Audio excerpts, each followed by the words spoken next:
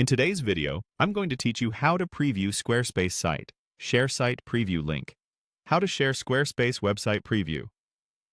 If you're building a site and want clients or teammates to review it without giving them your login, this walkthrough is for you. We'll set your site live in a controlled, password-protected state and share a preview link that works on any device.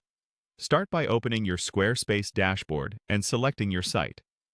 From the main panel, look for the option to publish your site. Go ahead and click Publish your site. Publishing simply makes the site reachable at its Squarespace address. We'll immediately keep it private with a password, so only people you choose can view it.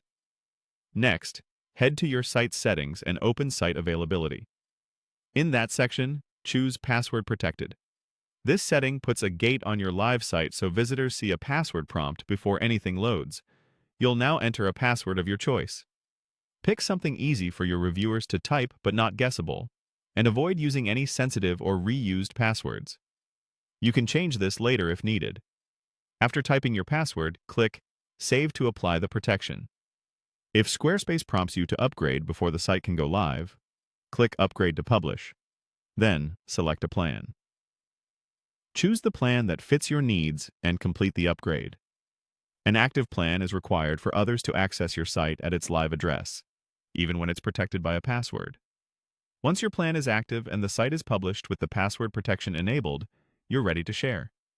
Send your site's.squarespace.com URL along with the password to your reviewers.